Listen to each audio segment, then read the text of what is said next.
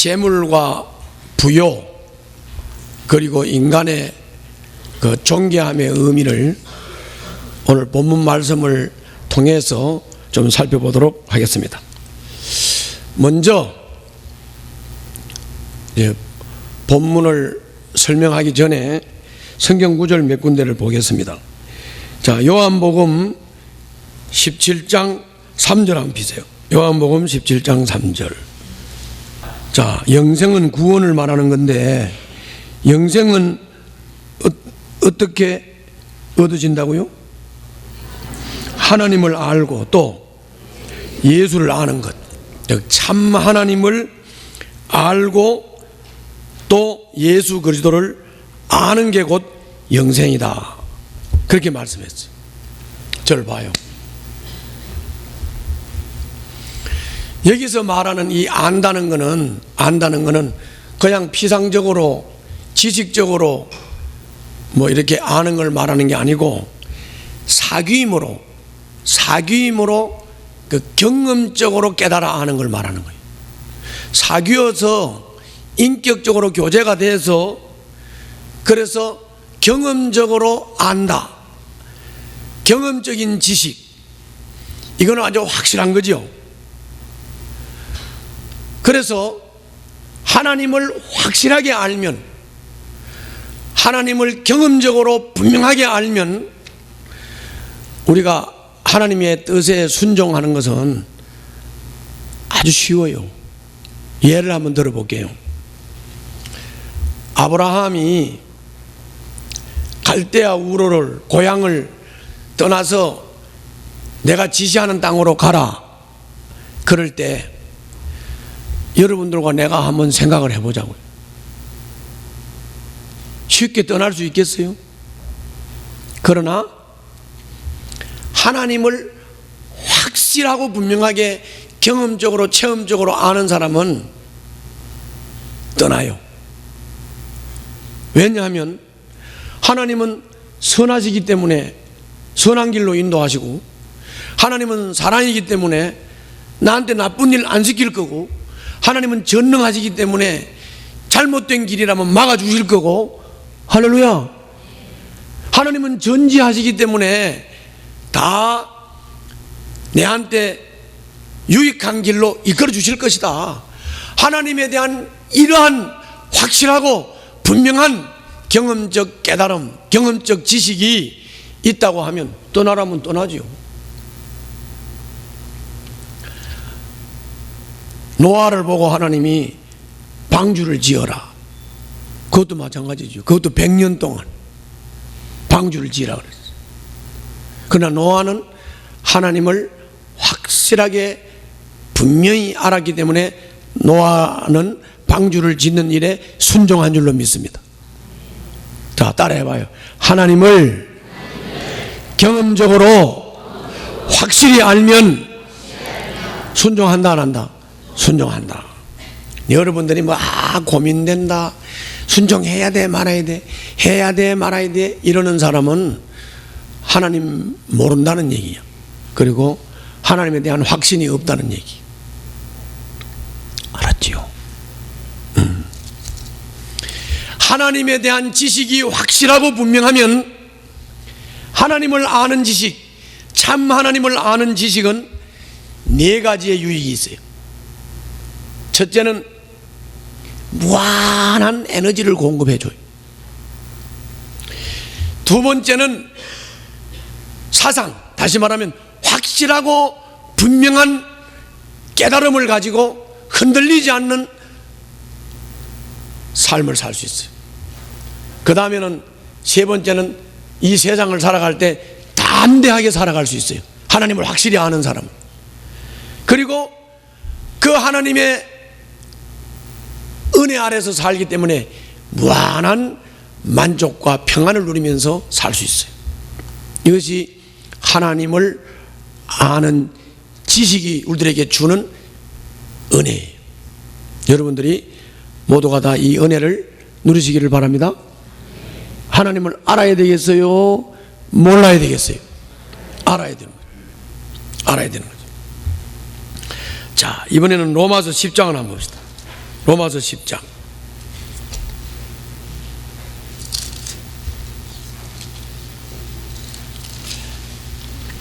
2절 3절입니다.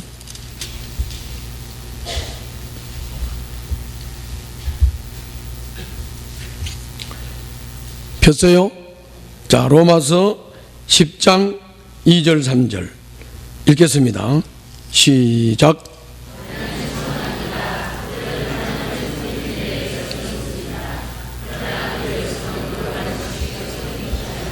자, 뭐가 있다고? 열성이 있어요. 그런데 뭐가 없어요? 올바른 지식에서 생긴 열성이 아니다. 그래서 어떻게 되는가 봅시다. 3절 시작.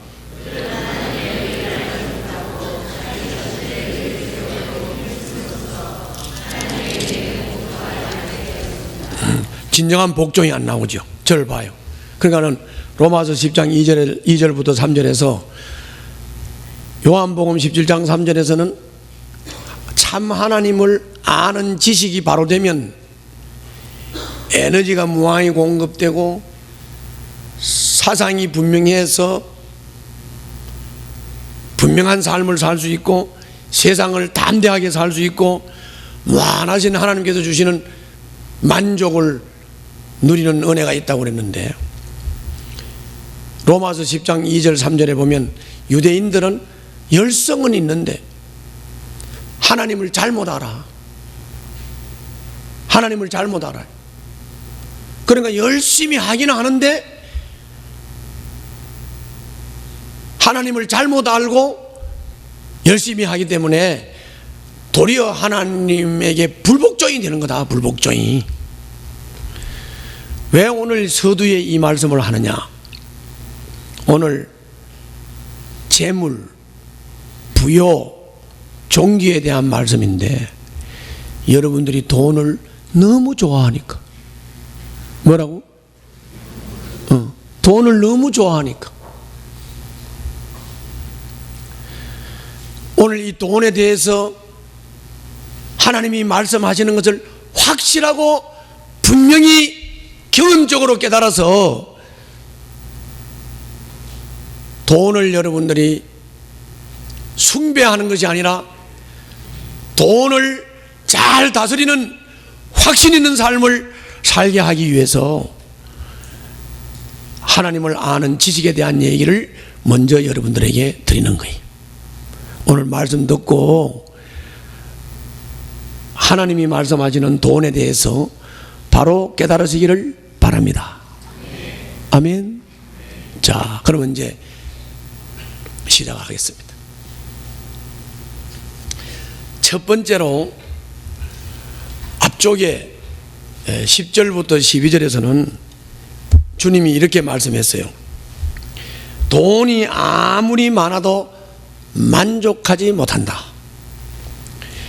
부를 좋아하는 사람은 아무리 많이 벌어도 만족하지 못한다.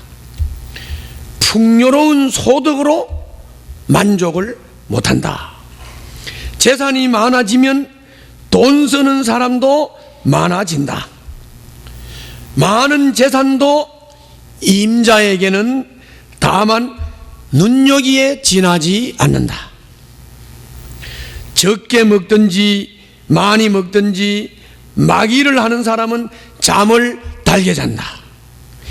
부자는 부요함 때문에 잠을 편히 못 잔다. 그러므로 재산이 많은 것이 무슨 소용이 있는가? 헛되다. 이게 주님이 하신 말씀이에요. 한번 읽어볼까요? 10절 12절 10절부터 12절 읽습니다. 시작.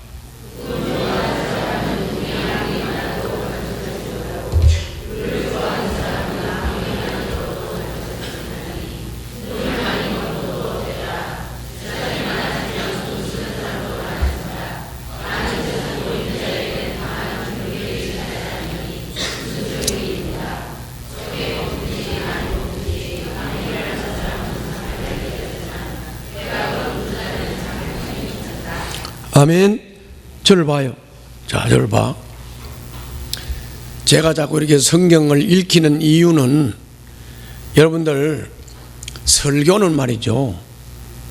설교는 잘못하면 하나님의 말씀을 더 혼잡하게 하고 더 왜곡되게 해요. 그래서 고린도후서 4장에 보면 바울이 나는 하나님의 말씀을 왜곡되게 전하지 않았다. 나는 하나님의 말씀을 혼잡게 하지 않으려고 애썼다는 말씀이 있어요. 사람이 하나님 말씀을 말이 많게 전하면 하나님의 말씀이 왜곡되거나 혼잡되게 가지고 하나님의 말씀을 듣는 사람이 엉뚱하게 들을 수 있어요. 그래요, 안 그래요? 그래서 내가 읽히는 거야. 제일 좋은 설교는 그냥 본문 읽으면 돼. 본문 읽어도 못 알아듣는 것만 살짝 풀어주면 돼요. 그렇죠? 자, 오늘 여기 본문 읽어본 말이나 내가 설명한 말이 같아요, 안 같아요? 같죠? 같다고. 그런데 이제 문제는 왜 돈이 많아도 만족이 없는가? 왜 돈을 아무리 벌어도 만족을 못하는가?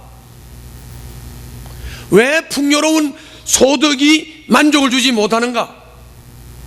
왜 배불리 먹고 돈이 있는데 편히 잠을 자지 못하는가? 왜 그런가? 그걸 알아야죠. 그걸 알아야 되는 거죠. 그래요, 안 그래요? 동의를 해요? 돈을 좋아하시는 여러분들 동의가 되세요? 그런데 그 이유는 다른 거 아니에요. 그 이유는 다른 게 아니고 욕심이 무한하기 때문이에요. 뭐라고? 욕심이 무한해서 그래요. 자, 여러분들 뭐 이건 다 알잖아요. 내가 이게 무한대예요. 무한대. 이게 무한대라고. 분모가 무한대면은 분자가 1이면 답이 얼마예요? 답도 무한대죠? 그렇죠? 여기 분자가 5억이면 어떻게 돼요? 5억이면 어떻게 돼요? 무한대예요. 1000억이면 어떻게 될까요? 무한대예요. 그죠? 그 말은 뭔 말이냐면은 욕심이 무한해가지고 뭐라고? 욕심이 무한해가지고 그 어떤 것으로도 온 세상을 다 갖다가 채워도 욕심을 만족시켜 줄 수 없다. 욕심을 만족시켜 줄 수 없다. 그 어떤 것으로도 채워질 수가 없다. 그렇다면 만족할 수 없죠. 그렇죠? 그럼 어떻게 해야 될까? 어떻게 해야 될까요? 왜 돈이 있는데 잠을 자지 못할까? 막 지키고 관리해야 된다고 하는 강박관념 때문이죠. 어떻게 만족할 수 있을까요? 그거는 돈을 벌어서 만족이 되는 게 아니고 어떻게 해야 만족이 오냐 하면은 욕심을 다스릴 수 있어야 돼요. 아멘, 안 해? 뭐라고? 욕심을 다스릴 수 있어야 돼. 아멘? 욕심을 다스릴 수 있어야 돼. 그럼 내가 하나 물어봅시다. 부자는 부요함 때문에 잠을 편히 못 잔다. 그러므로 재산이 많은 것이 무슨 소용이 있는가? 그렇다면 돈이 없고 가난한 것이 의로운 것입니까? 대꾸를 해봐요. 돈이 없고 가난한 게 의로운 겁니까? 아니지요. 돈을 다스릴 줄 알고 욕심을 다스릴 줄 알고 돈을 가치 있게 쓸 줄 알고 그렇다면 돈은 많으면 많을수록 좋죠. 아멘, 안 돼요? 아멘? 많으면 많을수록 좋지.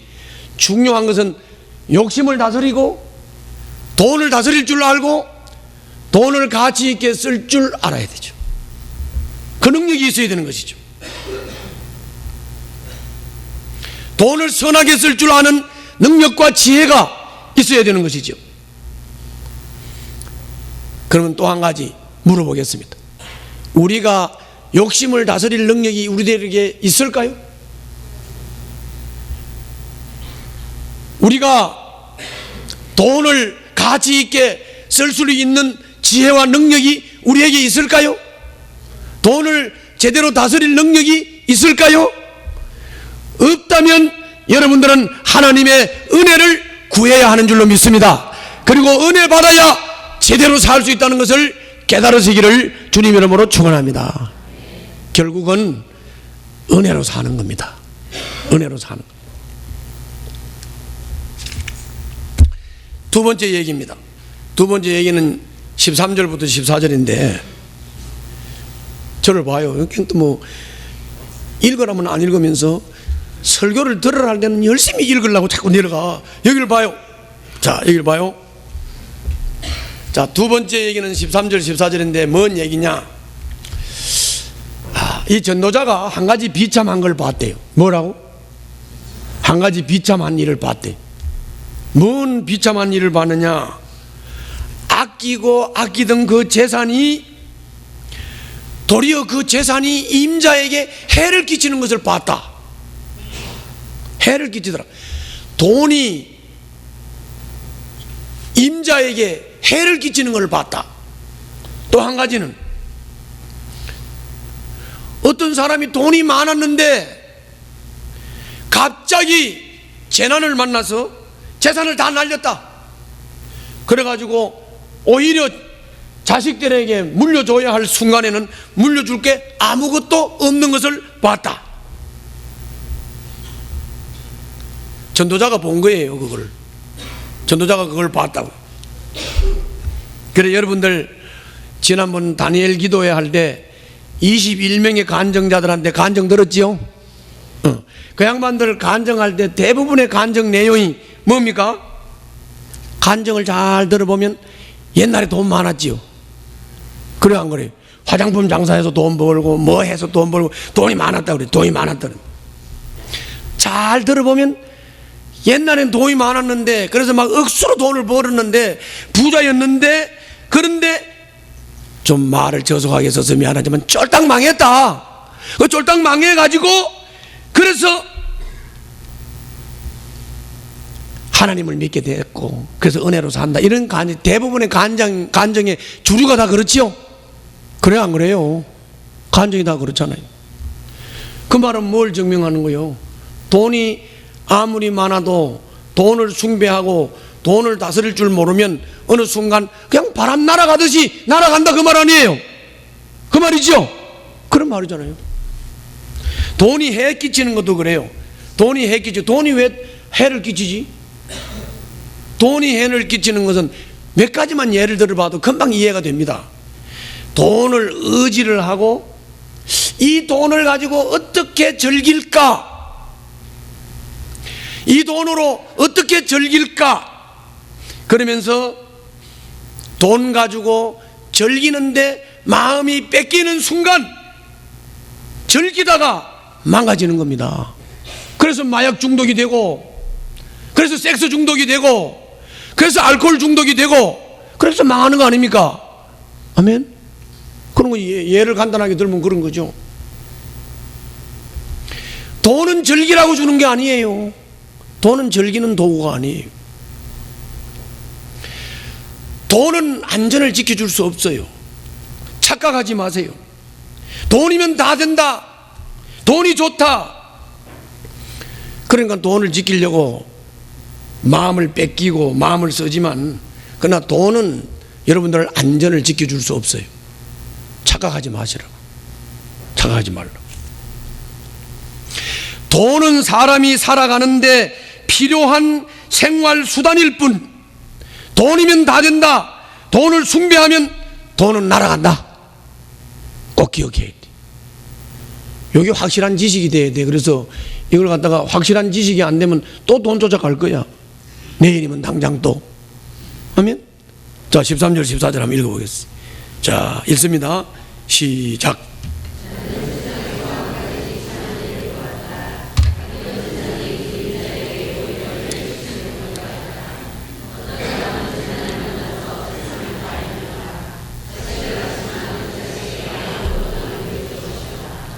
아멘. 자, 저를 봐요. 그래서 내가 총회 일을 하면서도 보면 솔직히 내가 뭔 돈이 있어요. 그렇잖아요. 내가 뭔 돈이 있냐고. 그래도 우리 총회 나를 수행하고 따라다니는 사람들한테 밥은 내가 다 사. 돈이 있어서 사는 게 아니에요. 맨날 얻어먹는 사람들은 그냥 얻어먹는 거지처럼 그러다가 말아. 그러니까 여러분들 돈을 다스릴 줄 알아야 돼요. 아멘. 돈은 다스릴 줄 알아야 돼. 그리고 돈을 쓸 줄 알아야 돼. 쓰는 것도 가치 있게 쓸 줄 알아야 돼. 가치 있게. 아멘. 그게 중요한 거예요. 세 번째 얘기는 이렇게 말씀했어요. 그 15절부터 17절하고 18절 그 앞부분의 말씀인데 이렇게 말씀했어요. 사람은 올 때도 빈손으로 온다. 여러분들 애기 다 낳아봤지요? 애가 올 때 금덩어리 하나 딱 들고 오는 애 있어요? 없지요? 없다고. 빈손으로 온다. 빈손으로 온다. 그럼 여러분들 또 이 사람이 이제 한평생을 살다가 죽는다. 죽을 때도 내가 애써서 모아놓은 거 가져간다? 못 가져간다? 못 가져간다. 이거는 우리 예수 믿는 사람 다 알고 있고 안 믿는 사람도 다 알고 있고 성경에도 빈손으로 왔다 빈손으로 간다 안 믿는 사람들도 공수래 공수고 다 말하는 소리예요. 그렇죠? 다 말하는 소리. 그런데 자 빈손으로 왔다 갈 때는 빈손으로 간다. 그런데 그 빈손으로 왔다가 빈손으로 가는 요 어간에 사는 인간들이 어떻게 사느냐. 아동바동 수고하고 그냥 양보도 할 줄 모르고 싸우고 지지고 그래서 화나고 막 분노하고 막 그냥 더 이상 말 안 하겠어. 막 이러고 살아. 왜 그런지 모르겠어. 왜 그러지요? 빈손으로 왔다 빈손으로 가는데 왜 그 어간에 그렇게 아동바동 그리고 살아? 왜 그렇게 사냐고. 왜? 그죠?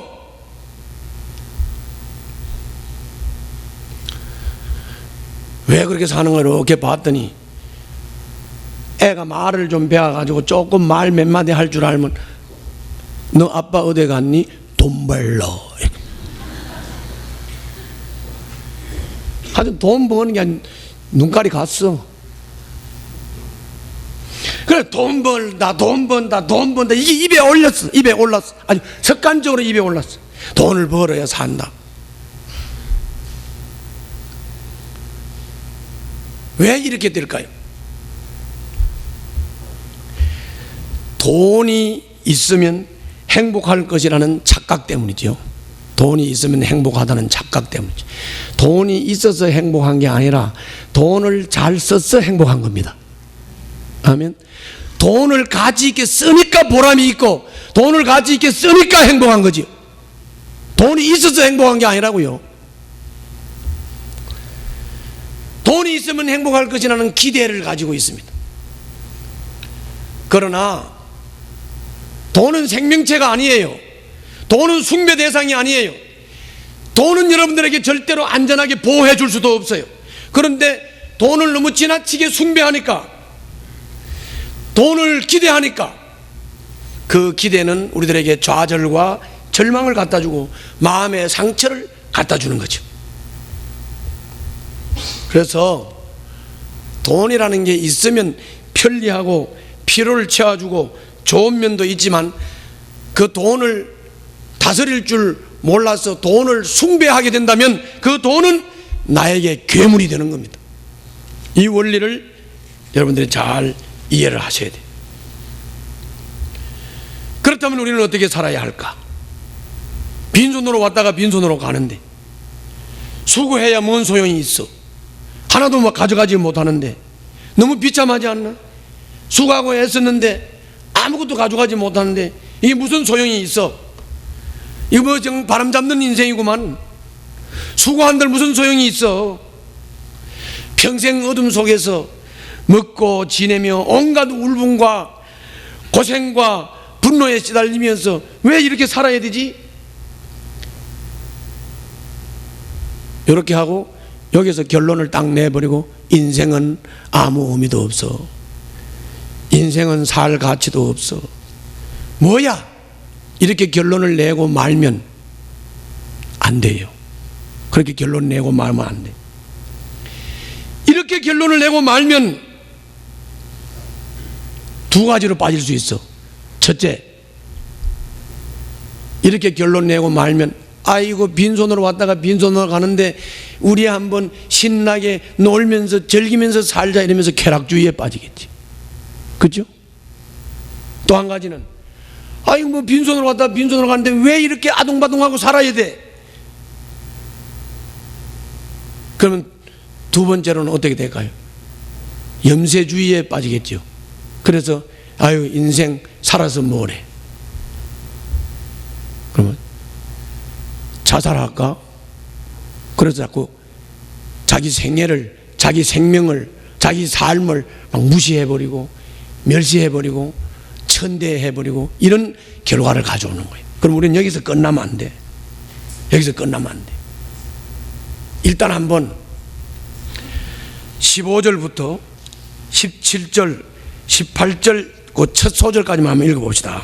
자, 시작. 어머니 태에서 맨몸으로 나와서 돌아갈 때에도 맨몸으로 간다. 수고해서 얻은 것은 하나도 가져가지 못한다. 또 한 가지 비참한 일을 보았다. 사람은 그 온 그대로 돌아가니 바람을 잡으려는 수고를 한들 무슨 보람이 있는가. 평생 어둠 속에서 먹고 지내며 온갖 울분과 고생과 분노에 시달리며 살 뿐이다. 그렇다. 우리의 한평생이 짧고 덧없는 것이지만. 요까지. 그럼 이렇게 하고 끝나면 안 돼. 이렇게 하고 끝나면 안 되고, 한평생 짧고 덧없는 인생이지만 하나님이 우리에게 허락하신 것이니 이 세상에서 어떻게 살아야 될까? 이 답이 나와야 되죠. 이 답이 나와야 되는 거예요. 그래서 그 답이 뭐냐? 따라 해봐요. 애쓰고 수고하여 애쓰고 수고하는 그 자체를 즐기자. 즐거움으로 하자. 요구고, 그리고 애쓰고 수고해서 얻어지는 수입으로 따라서 합시다. 먹고 마시고 즐거워하는 것이 마땅한 일이다. 아멘. 그거를 전도자가 깨달았다. 이렇게 말하는 거예요. 한번 읽어볼까요? 18절 그 뒷부분입니다. 그 문장이 전환되는 부분을 잘 보라고요. 자, 하나님이 시작. 하나님이 우리에게 허락하신 것이니 세상에서 애쓰고 수고하여 얻은 것으로 먹고 마시고 즐거워하는 것이 마땅한 일이요 좋은 일임을 내가 깨달았다. 이것은 곧 사람이 받은 몫이다. 아멘. 아멘. 저를 봐요. 전도자가 깨달은 게 뭐냐면 빈손으로 왔다가 빈손으로 간다. 그럼 빈손으로 가기 전에 이 어간에 어떻게 살 것이냐, 두 가지를 정확하게 말했어요. 그게 뭐냐면 일을 하는 것을 즐기라는 거예요. 아멘. 여기는 직업관도 나와. 직업관도 나오는데, 그렇기 때문에 여러분들 애가 법관하기 싫다는데 왜 억지로 법관시키려고 그래? 그렇죠? 나는 공부하는 게 싫다는데 왜 자꾸 억지로 공부를 시키려고 그래? 예? 나는 댄스를 하고 싶다는데 왜 자꾸 법관을 하라 그러냐 말이에요. 알았지요?